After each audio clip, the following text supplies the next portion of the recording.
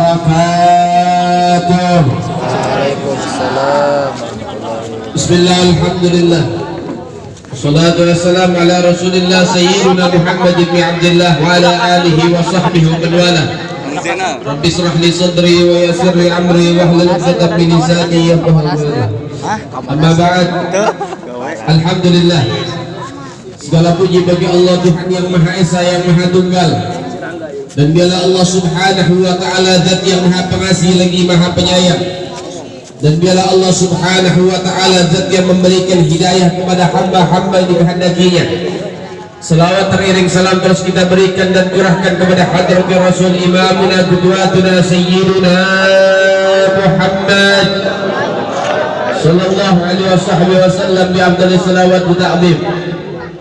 Sama-sama kita muliakan, kita hormati, juga kita sayangi dan kita cintai dari para alim ulama, para masyayikh, para tokoh-tokoh masyarakat, para muallim, para mudarris, para tuan-tuan guru.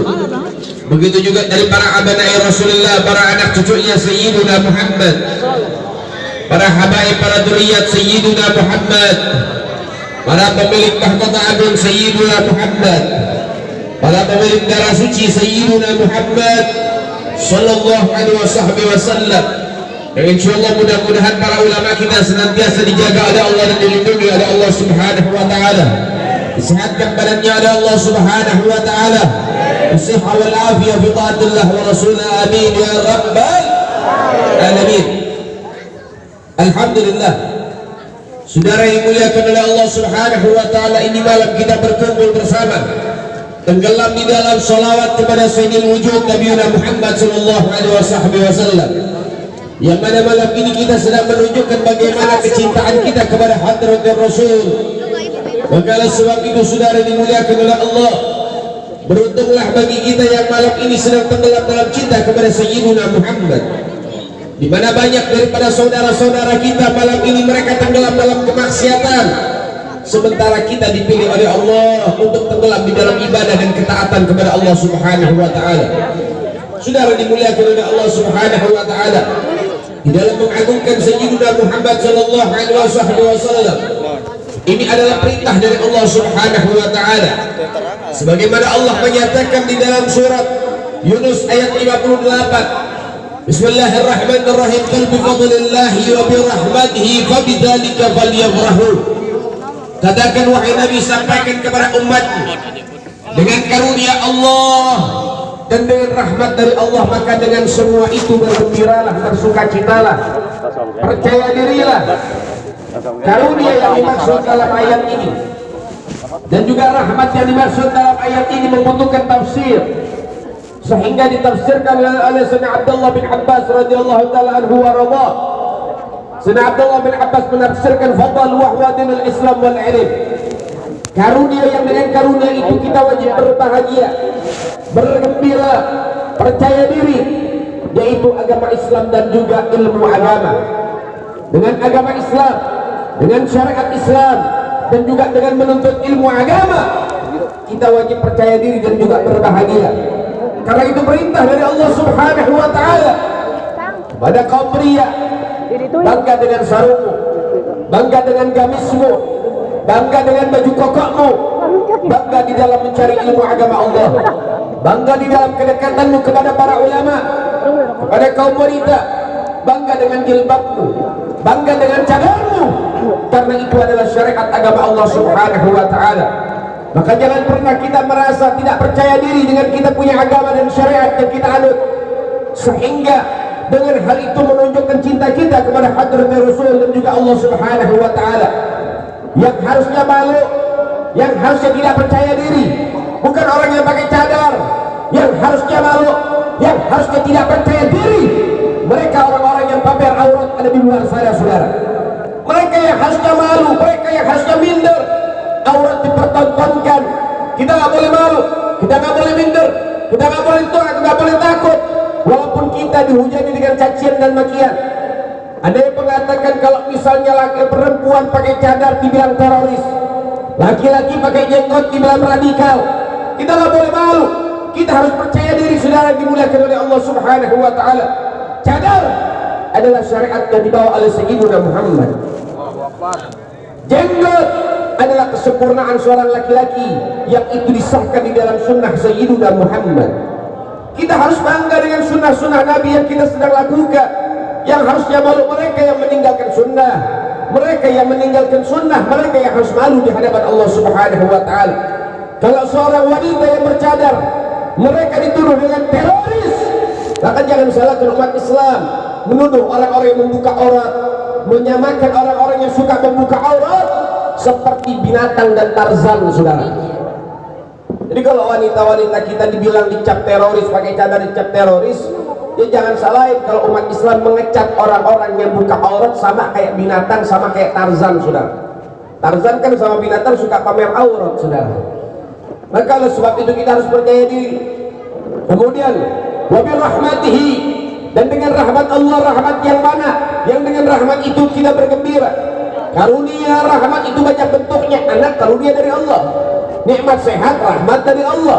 Sehingga rahmat yang mana yang wajib, yang lebih wajib, lebih berhak kita bergembira.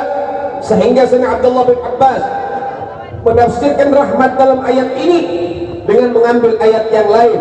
Wa ma arsalnaka illa rahmatan lil alamin. Tidaklah aku utus engkau wahai Muhammad melainkan engkau adalah rahmat yang terbesar ya Allah ciptakan di dalam alam semesta ini.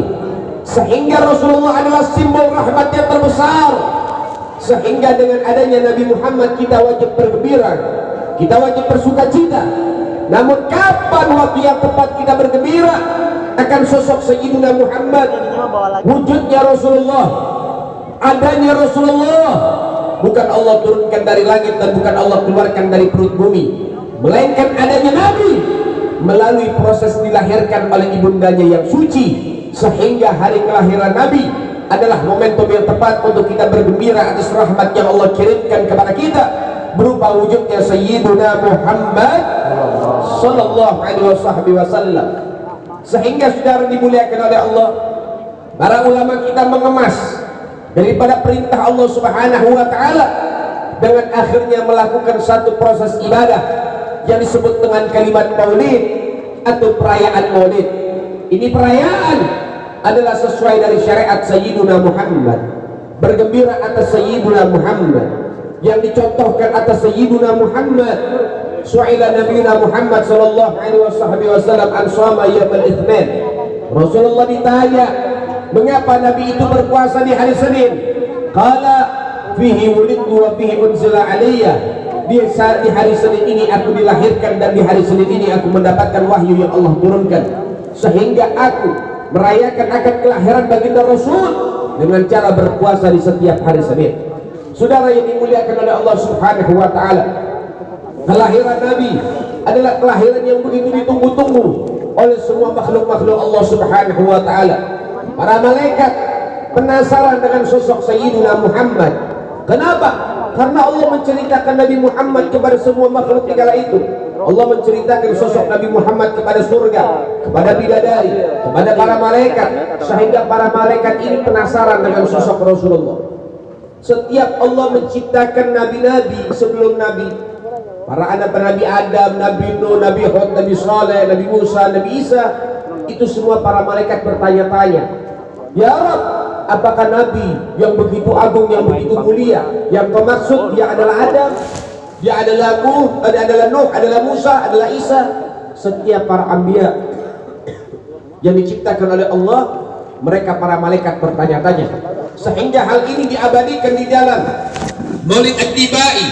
Ada di dalam Maulid At-Tibai satu fasal yang mana daripada dialog para malaikat kepada Allah Subhanahu wa Ta'ala, kila huwa Adam, kila huwa Musa, kila huwa Nuh, kila huwa Isa.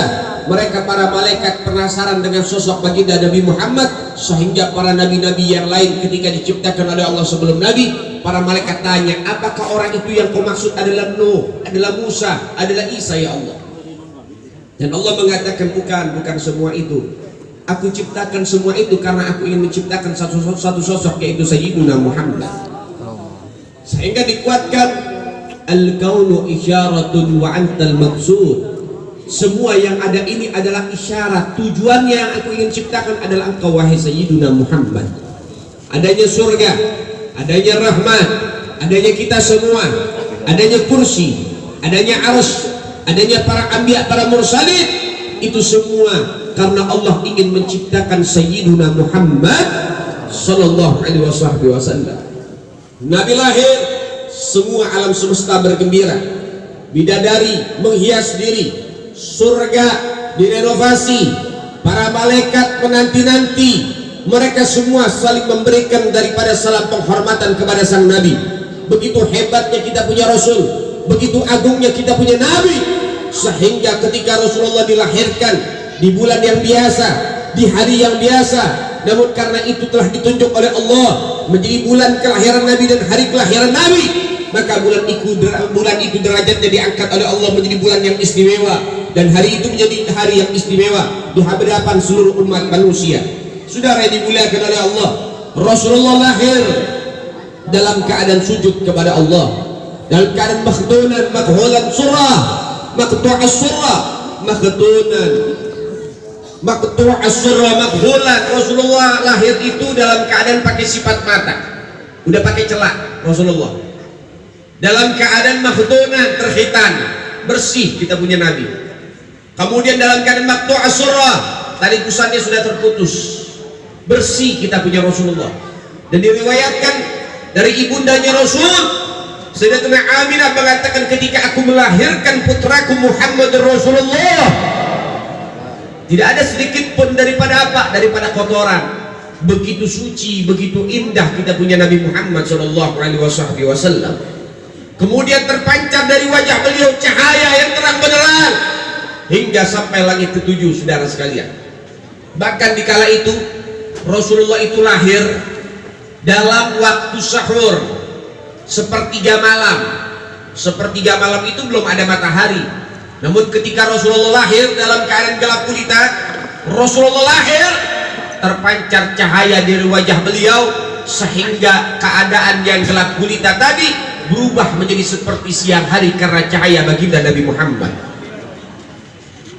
Sehingga kusurir Rum, gedung-gedung yang ada di Syam, gedung-gedung kerajaan-kerajaan di kala itu bisa terlihat dari kota Mekah, saking terangnya cahaya Sayyiduna Muhammad. Luar biasa kita punya Nabi.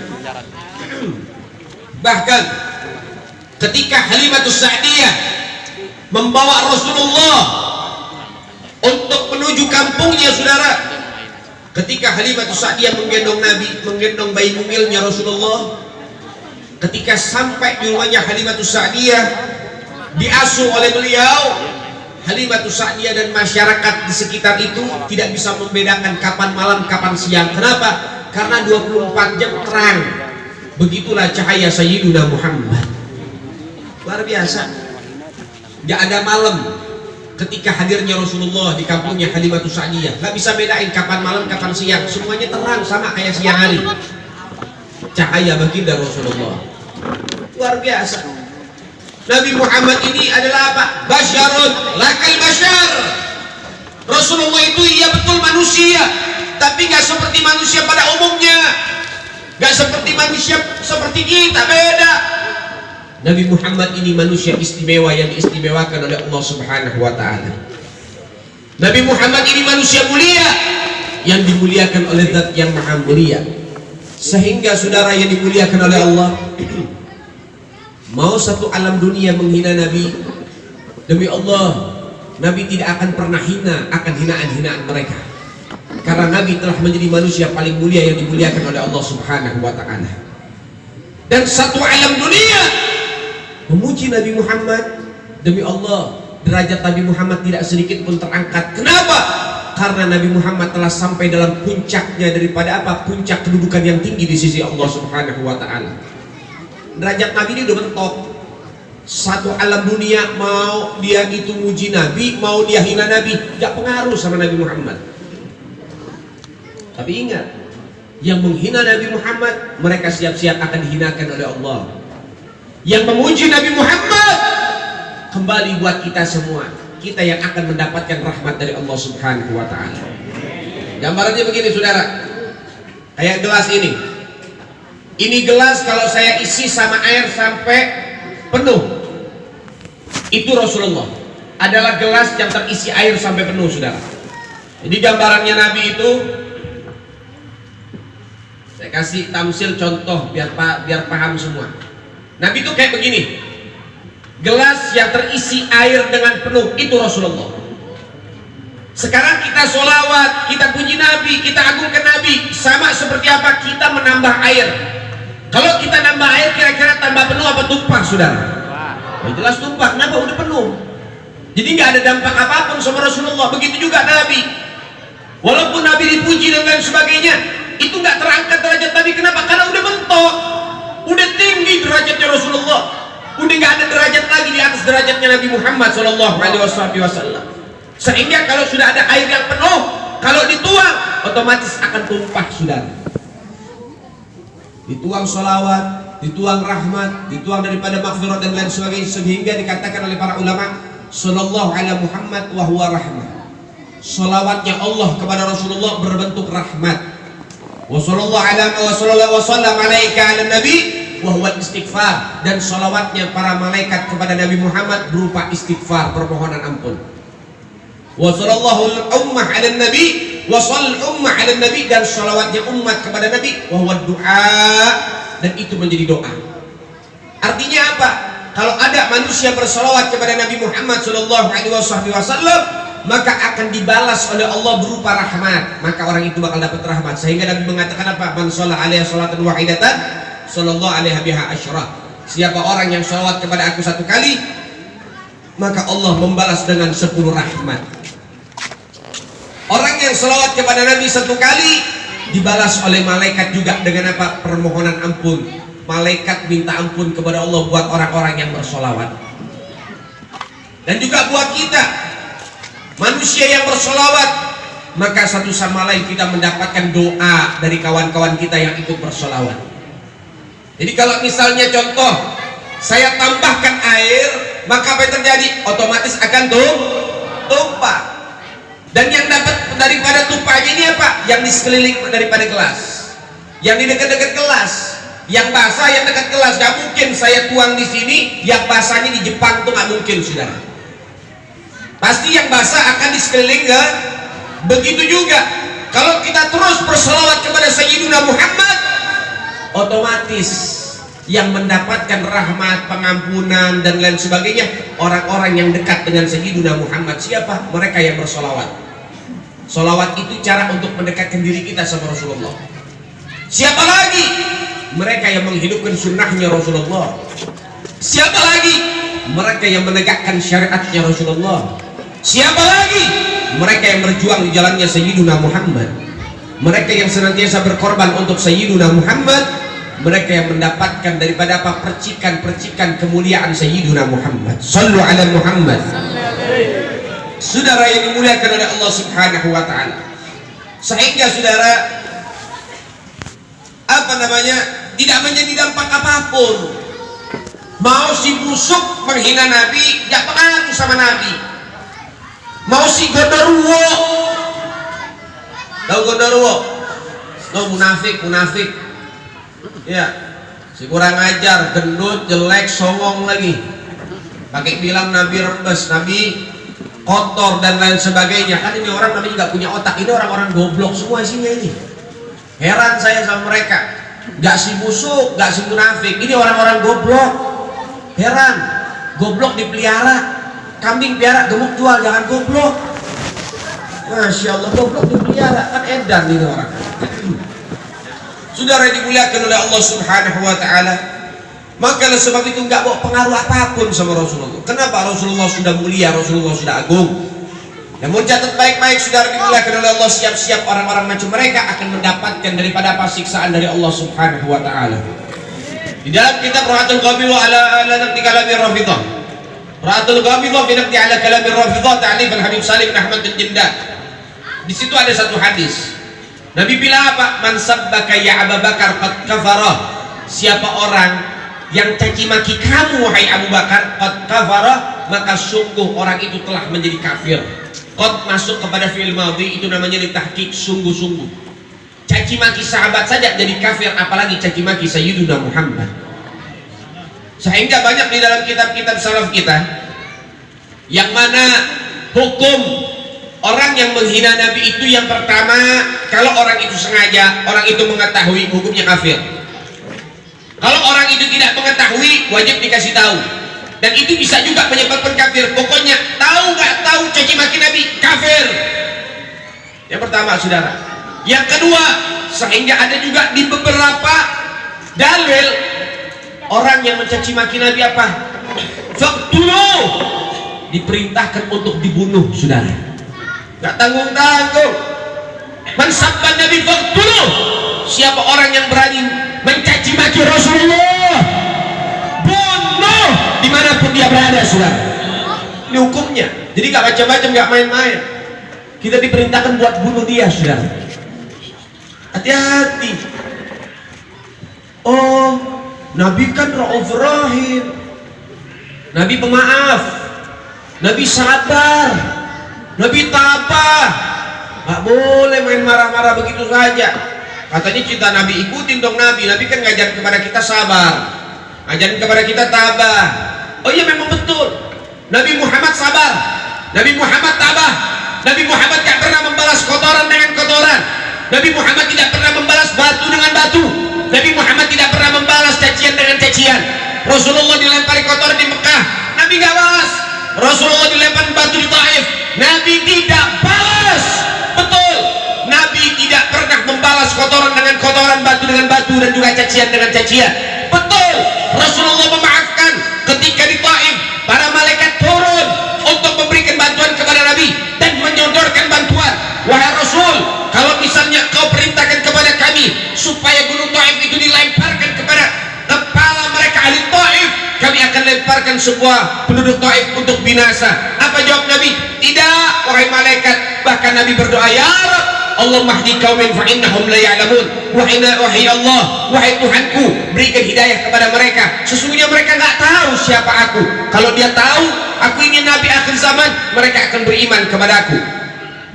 Berikan hidayah kepada mereka ya Allah. Nabi doakan penduduk Taif, Nabi maafkan mereka. Betul, saudara, ini riwayat sahih. Tapi catat baik-baik, Nabi Muhammad memaafkan, itu sifat Rasulullah, itu hak pribadi Nabi. Tapi catat baik-baik, para sahabat tidak ada yang memaafkan dari orang-orang yang menghina Sayyidina Muhammad. Si Nabi Bakar Siddiq, dia cabut pedangnya, dia ajak duel orang-orang Mekah ketika Rasulullah dilempar kotoran sampai terjadi pertempuran, saudara. Sayyidina Umar bin Khattab, dia cabut pedangnya ketika baru masuk Islam, dia tantang orang Mekah. Siapa yang kepengen melihat istrinya jadi janda, anaknya jadi yatim, dia nggak terima dengan aku karena aku masuk Islam. Dia nggak terima dengan dakwah Nabi, yang berani caci maki dakwah Nabi. Berhadapan dengan Umar bin Khattab, dia cabut pedangnya, saudara sekalian. Sayyidina Ali bin Abi Thalib dicabut pedangnya ketika terjadi perang Khandaq, saudara sekalian. Amr ibn Wad mencaci maki Rasulullah, maka Sayyidina Ali bin Abi Thalib minta izin kepada Nabi, wahai Nabi, utus aku untuk menghadapi Amr ibn Wad. 3 kali permintaan Sayyidina Ali bin Abi Thalib ditolak. Ketika 3 kali, yang ketiga Sayyidina Ali meyakinkan, wahai Nabi, 1000 Amr ibn Wad, Ali bin Abi Thalib tidak akan pernah mundur ya Rasulullah.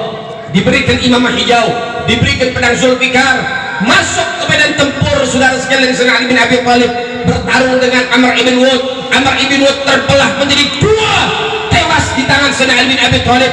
Penghina Nabi, pencaci maki Nabi, tewas di tangan Sayyidina Ali bin Abi Thalib. Ini menunjukkan para sahabat tidak ada yang tinggal diam ketika Rasulullah dilecehkan, saudara. Nabinya sih maafkan, saudara, tapi ingat, para sahabat gak ada yang tinggal diam. Kita para pecinta demikian, jangan lagi sama Nabi deh, jangan lagi sama Nabi. Saya kasih gambaran. Sekarang saya pengen tanya, cinta nggak sama ibu kita? Sama ibu sendiri cinta nggak? Baik, kalau ada orang caci maki kita punya ibu, kita marah apa enggak? Marah apa enggak? Kira-kira kalau ada yang caci maki kita punya ibu, kira-kira yang caci maki kita pukul nggak, saudara? Kita ajak duel nggak? Kita ajak berantem nggak? Baik, ibu kita maafin, udah nak, namanya ibu rahmat. Udah, jangan berantem, udah biarin dah, udah yang sabar. Kira-kira ibu kayak begitu nggak? Pasti begitu. Tapi perasaan kita sebagai anak, apakah bisa memaafkan? Apakah kita bisa tinggalkan? Oh enggak. Paling kita di depan ibu, iya bu, saya maafin bu, udah ibu tidur. Ibunya tidur, itu anak ambil golok disamperin itu orang, saudara. Untuk apa? Menjaga kehormatan kita punya ibu, untuk menjaga kehormatan kita punya orang tua. Itu baru ibu kita, apalagi Sayyiduna Muhammad. Jadi nggak bisa penista agama, nggak bisa, nggak cukup dengan permintaan maaf, saudara. Nggak bisa. Si busuk minta maaf, pengen dimaafkan, oh nggak bisa. Dia minta maaf sekarang, besok dia bikin ulah lagi, saudara. Kemudian si munafik, Gus munafik, dia bilang Nabi begini dan begitu dan lain sebagainya. Terus dia minta maaf, pengen dimaafkan, nggak bisa, saudara. Dimaafkan sekarang, besok bikin ulah lagi, saudara. Nggak bisa. Minimal laporin ke polisi. Mudah-mudahan si busuk dan juga si munafik akan membusuk di dalam penjara sampai busuk, saudara. Amin ya Rabbal. Saudara, ini dua manusia, ini siluman belut sama siluman kerbau, saudara. Yang satu patkai nih, siluman babi nih. Yang satu siluman belut, yang satu siluman babi. Anda tahu, saudara, si busuk sudah pernah menghina azan, menghina cadar, ketangkap gak? Tangkap polisi nggak? Tahu siluman belut? Belut, tahu belut? Licin nggak? Susah ditangkap? Kan percis kayak dia. Dia susah ditangkap. Maka apa? Gak salah saya bilang siluman belut. Maka oleh sebab itu kita lihat sekarang. Kira-kira kalau kita laporin polisi, nih ketangkep gak nih siluman belut nih? Masalah ini. Tapi mudah-mudahan saja bisa ketangkep, saudara. Gimana caranya? Nah, saya kasih cara deh. Pengen nggak dia ketangkep? Pengen dia masuk penjara? Baik, caranya gampang, saudara. Jadi jangan cuman sekedar pengen-pengen doang tapi nggak ada gerakan. Harus ada gerakan. Gimana gerakannya? Semua DKM masjid, pimpinan-pimpinan majelis taklim yang ada di wilayah ini, ya, komunitas-komunitas para pecinta, laporin polisi di setiap polsek dan polres. Kira-kira kalau seluruh Indonesia umat Islam laporin si busuk dan juga si pakai siluman babi ini, saudara, ke penjara, satu Indonesia lapor, kira-kira ini orang bakal diusut ya?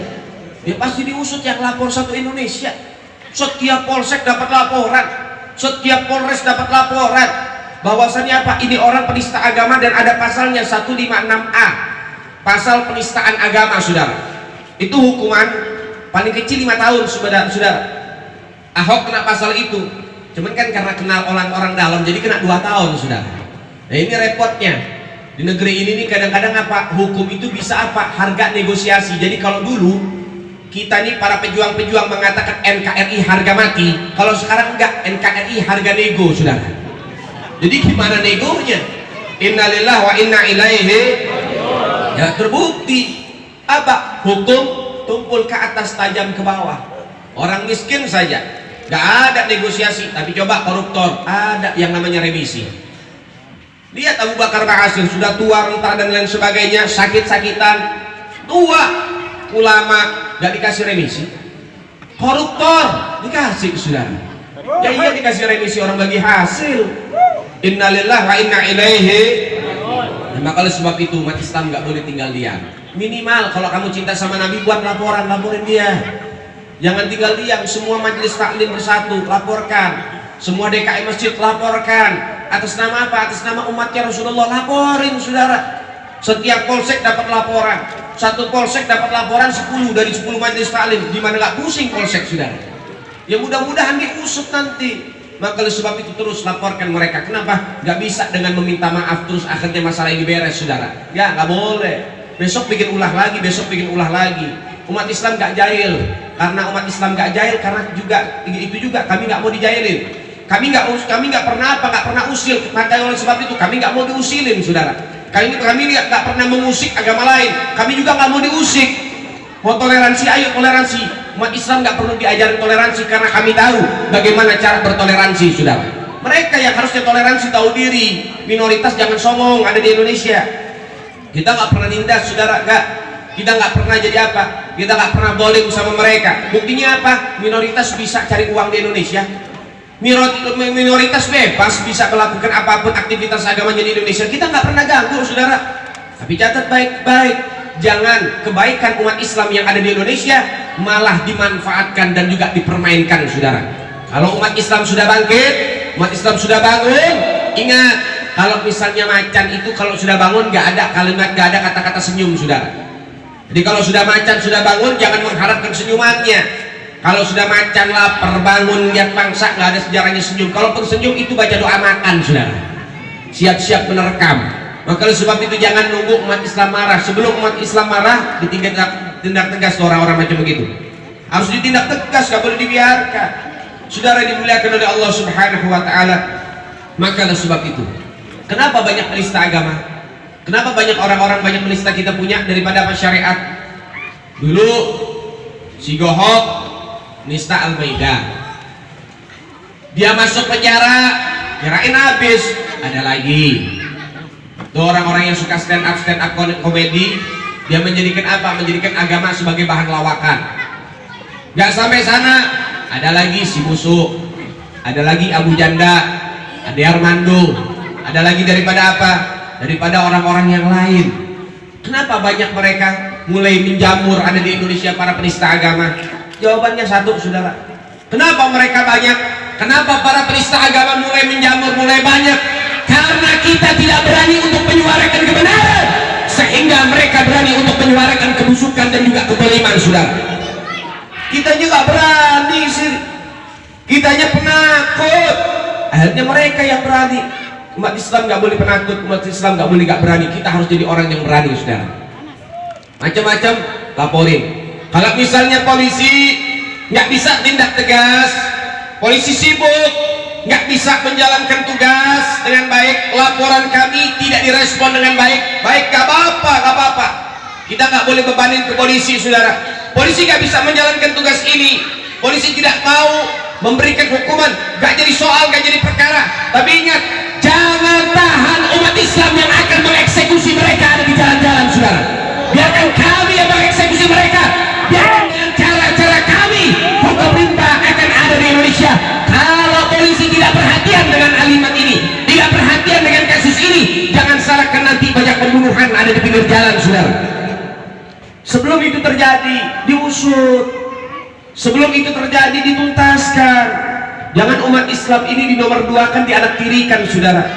Ini umat Islam ini yang berjuang di Indonesia di zaman penjajah, kita yang berjuang. Para kiai, para habaib, para ulama yang berjuang kita. Siapa lagi? Sebut siapapun pahlawan nasional kita, 85% sampai 90% itu umat Islam, saudara. Dan juga apa? 75% dari kalangan pahlawan itu ulama backgroundnya. Jenderal Sudirman ulama di Jogja, Kapiten Patimura nama aslinya Kiai Haji Ahmad Usi ulama di Maluku, Kiai Haji Agus Salim ulama kiai, Kiai Haji Mas Mansur kiai, Cutnya Adil ustazah. Mereka juga orang-orang dekat dengan Allah Subhanahu Wa Taala. Imam Bonjol ulama. Di Ponorogo nama aslinya Abdul Hamid ulama. Imam Bonjol nama Muhammad Syahabuddin duriat Nabi Muhammad. Kemudian Habib Hussein Al-Mutahhar yang ngarang 17 Agustus duriat Sayyidina Muhammad. Kemudian yang menggambar lambang negara Garuda siapa? Hasil karya siapa? Syarif Hamid Al-Gadri dari Pontianak duriat Nabi Muhammad. Yang nyuruh masang bendera merah putih setiap 17 Agustus siapa? Habib Ali bin Abdurrahman Al-Habsyi Kuitang habaib duriat Nabi Muhammad ulama. Yang membakar semangat juang para pejuang di kala itu Habib Salim Jendan dengan orasinya keluar masuk penjara. Ulama besar, muhaddits, saudara. Ulama semua yang berjuang buat Indonesia. Adiknya Habib Salim namanya Habib Soleh keluar masuk hutan angkat senjata, saudara, sampai pernah mengungsi dari Surabaya ke Mojokerto. Ulama luar biasa, mereka para ulama berjuang buat Indonesia mati-matian ikhlas lillah karena Allah Subhanahu Wa Taala. Banyak dari kalangan ulama. Kamu punya nenek moyang, kami punya kakek moyang, semuanya juga mereka ikut berjuang. Jadi nggak bisa si musuh mengatakan, oh yang punya jasa Soekarno, enak aja. Emang ini negara dia apa? Kalau Soekarno suruh seorang diri berjuang buat Indonesia sampai detik ini Indonesia nggak bakal merdeka.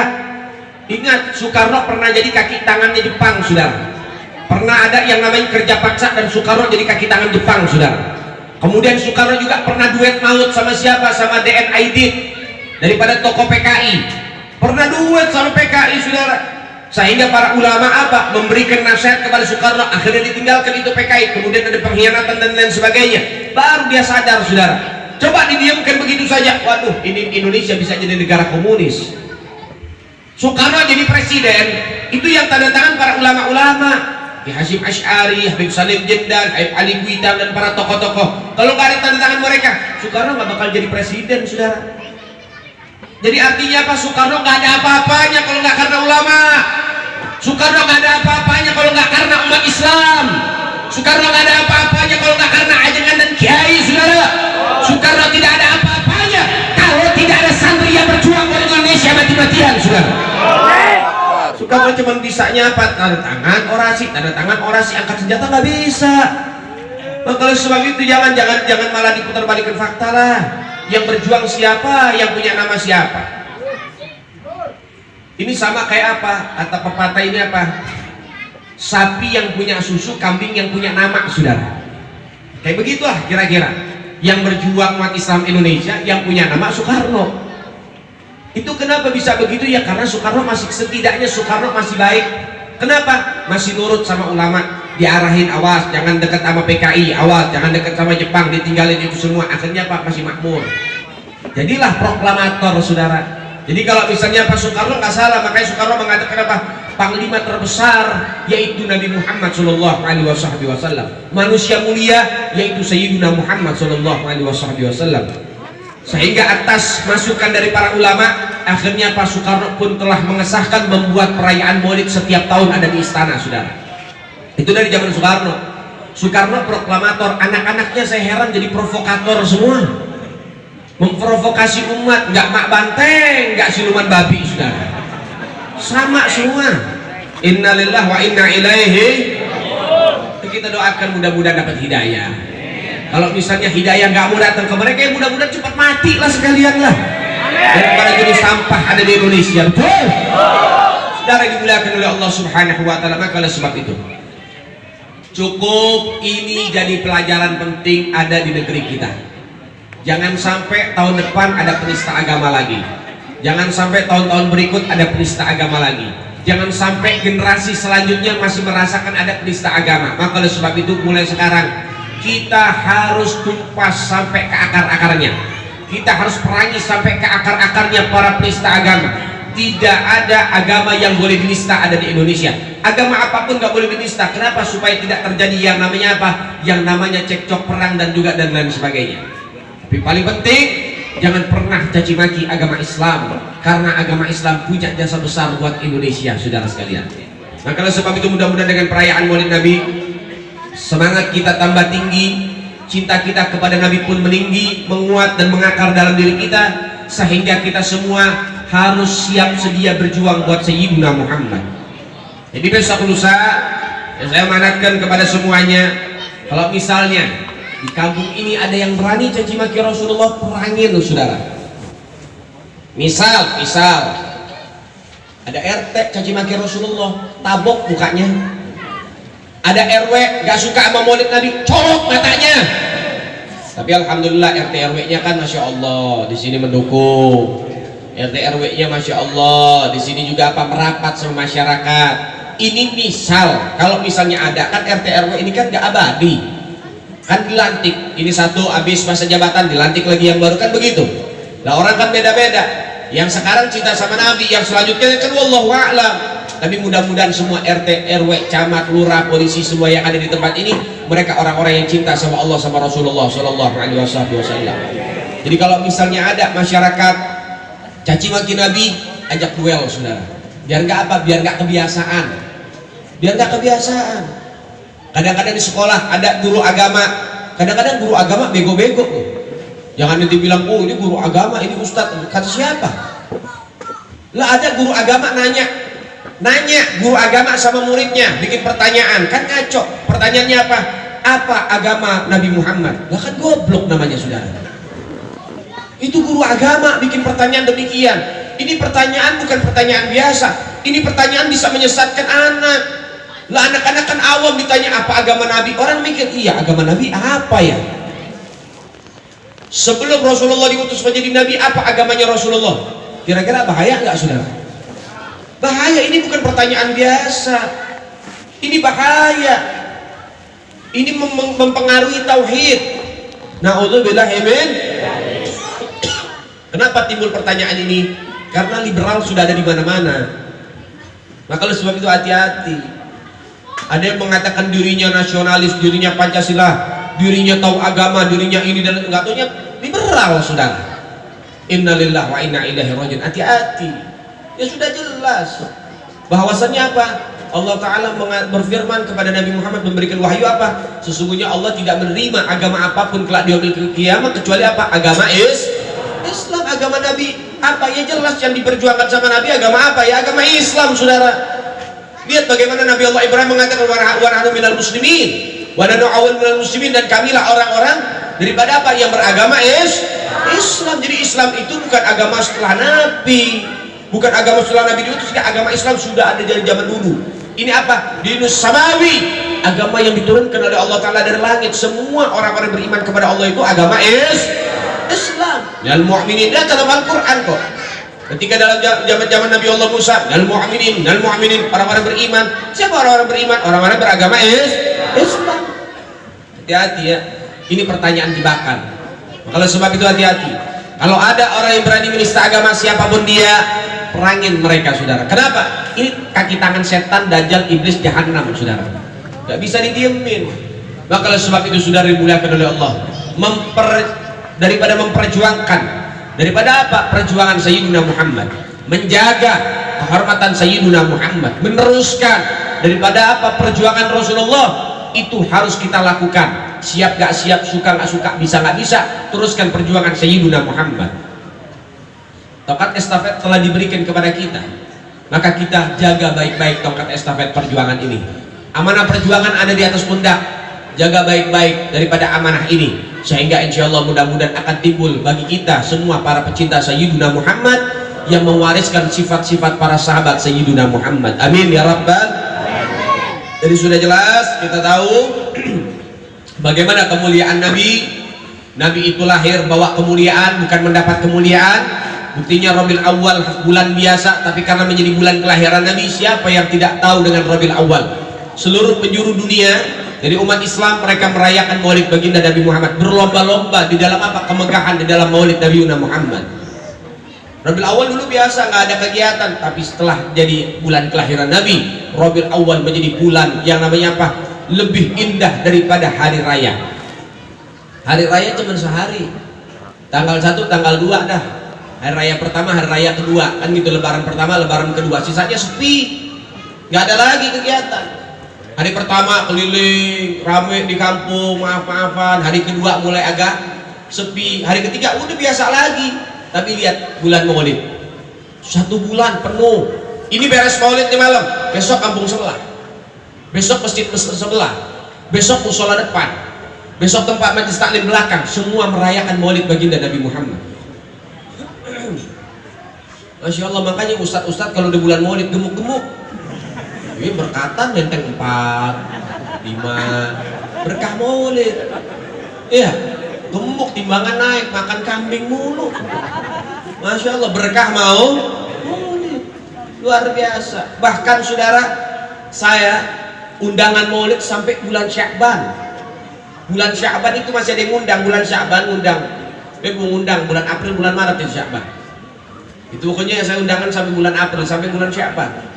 Undang acara apa? Acara Maulid sama Roahan jadi satu. Masih ada Maulid, masih. Tuh lihat bagaimana orang Indonesia cinta sama Sayyidina Muhammad. Sampai apa? 1 tahun Maulid masih ada. Luar biasa. Ramadan beres, Syawal beres, lanjut Maulid lagi orang buat. Lihat bagaimana kebarokahan Maulid baginda Nabi Muhammad.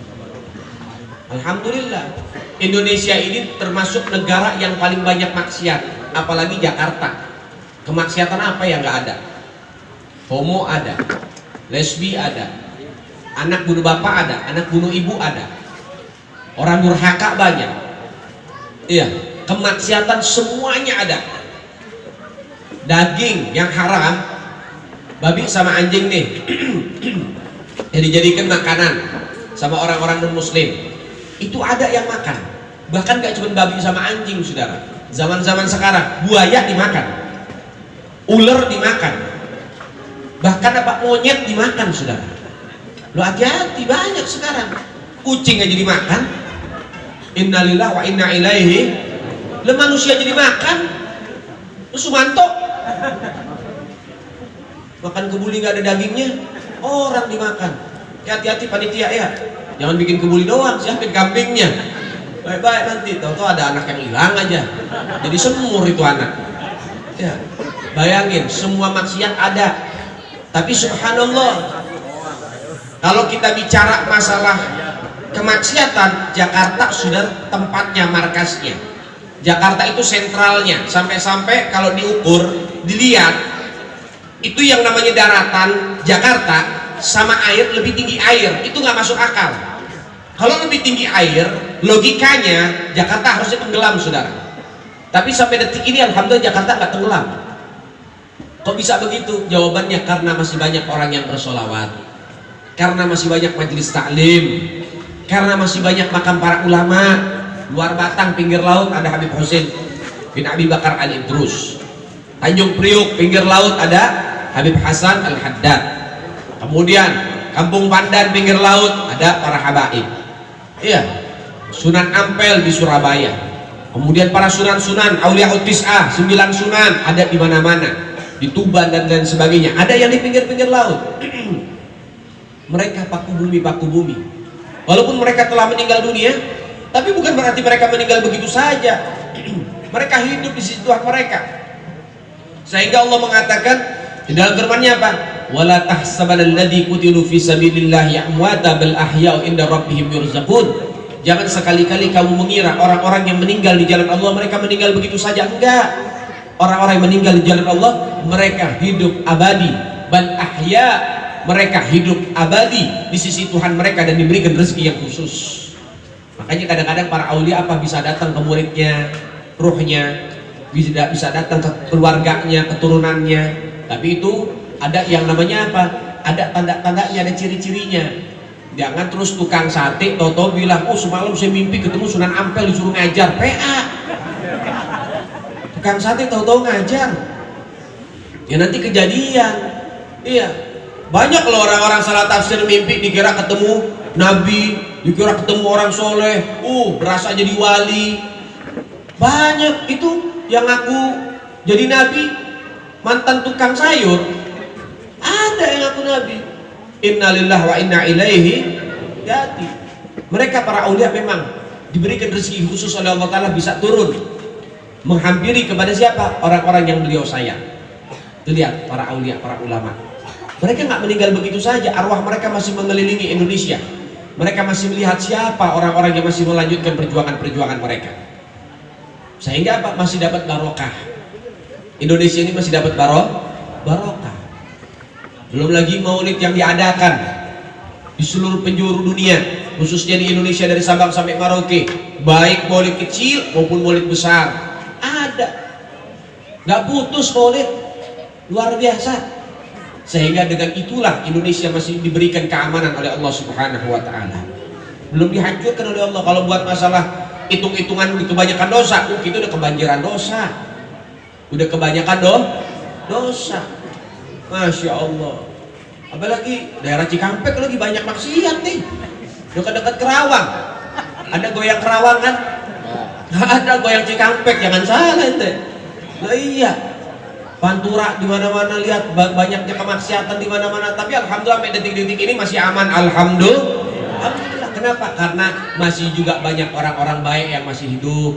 Para asatid, para ajengan yang buka majelis-majelis taklim yang kecil-kecil. Mereka itulah orang-orang yang memang betul-betul nama mereka terkenal di langit. Di kampung mah nggak terkenal. Itu ustadz ya, kucel banget. Baju cuman itu-itu aja. Sederhana ini ustadz. Di kampung mah biasa, tapi di langit orang istimewa. Banyak yang begitu. Uwais Al-Qarani, tahu Uwais Al-Qarani? Uwais Al-Qarani itu tabi'in yang hidup di zamannya Rasulullah. Jadi syarat menjadi sahabat itu hidup di zaman Nabi, pernah bertemu dengan Nabi atau pernah dilihat oleh Nabi, itu sahabat. Tapi kalau tabi'in itu orang yang hidup mau di zaman Nabi ataupun tidak di zaman Nabi, namun mereka belum pernah berjumpa dengan Rasulullah. Itu namanya tabi'in. Dengan syarat sahabat dan tabi'in orang yang beriman. Misalnya orang beriman, masih bayi dia, belum melihat Rasulullah, tapi pernah dilihat Nabi, jadi sahabat Nabi. Atau dia melihat Nabi, jadi sahabat Nabi, dengan catatan beriman kepada Nabi Muhammad Sallallahu Alaihi Wasallam. Uwais Al-Qarani ini hidup di zaman Rasulullah, punya ibu udah tua renta, pengen ketemu sama Nabi nggak bisa karena ngurus ibunya yang ada di Yaman.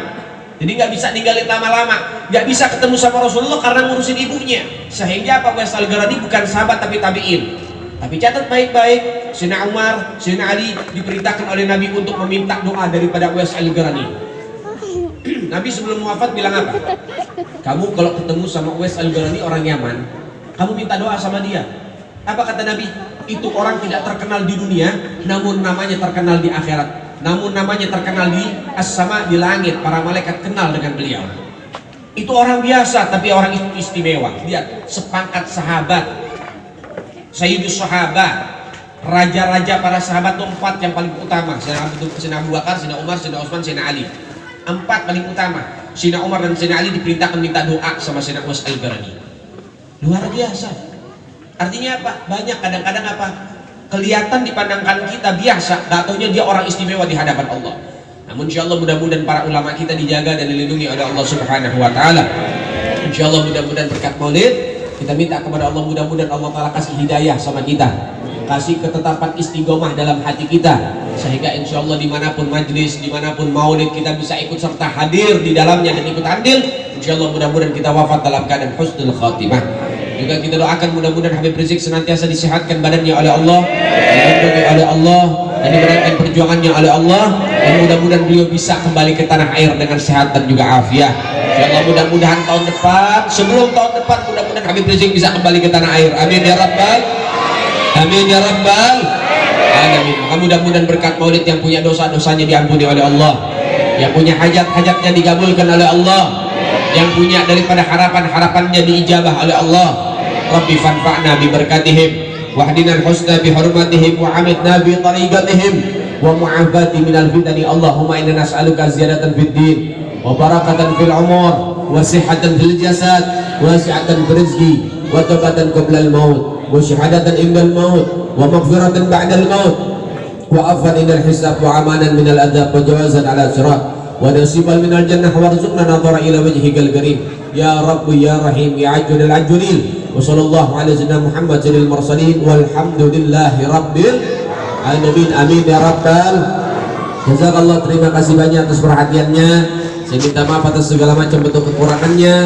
Juga saya mohon pamit, mohon izin langsung kembali ke Bekasi pondok pesantren karena masih banyak tugas-tugas besok dari pagi dan lain sebagainya. Juga dari kemarin juga saya keliling, belum pulang-pulang. Kita doakan mudah-mudahan sehat walafiat. Dan saat ini juga saya punya asma lagi kambuh sebetulnya, tapi khair berkat maulid Nabi alhamdulillah agak entengan nafas, agak enakan, mudah-mudahan dikasih sehat walafiat. Dan juga sebelum saya pamit saya mengundurkan diri, saya ingin mengumumkan alhamdulillah kami sudah membuka pondok pesantren yang kami beri nama Sunniyah Salafiyah Al-Khairiyah yang ada di Bekasi, daerah Sukawangi, Kampung Galian, Bekasi, Babelan, ya, dekat dari Pilar, Cikarang. Nah, dan juga sekarang dalam jangka waktu 1 tahun sudah berjalan ini pondok sudah memiliki hampir 50 santri, saudara.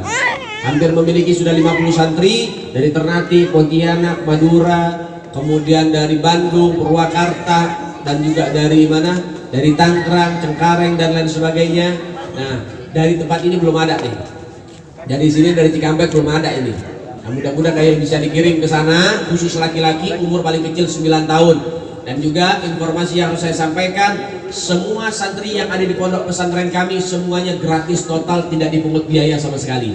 Nah, silahkan yang pengen anak-anaknya jadi ulama, titipkan di pondok-pondok pesantren, khususnya di pondok pesantren kami, silahkan bawa saja ke pondok pesantren kami. Kapanpun mau dibawa silahkan, pintu pesantren selalu dibuka lebar-lebar. Tinggal dibawa, dites kelasnya, langsung masuk ke kelas dan gak usah memikirkan apapun, tidak dipungut biaya sama sekali, bahkan kami kasih makan 3 kali sehari, jadi gak usah bingung orang rumah. Ya, yang penting syaratnya 1, fokus, serius, ibadah, belajar, dan bisa menjadi ulama dan bisa mengamalkan ilmunya. Sehingga dengan hal itu mudah-mudahan banyak juga dari sini, dari anak-anak di sini bisa dikirim ke pesantren. Insya Allah mudah-mudahan bisa kembali ke kampung-kampungnya menjadi ulama yang meneruskan perjuangan Sayyidina Muhammad sallallahu alaihi wasallam. Jazakallah, terima kasih banyak. Hadzal minni ala minkum. Assalamualaikum warahmatullahi wabarakatuh.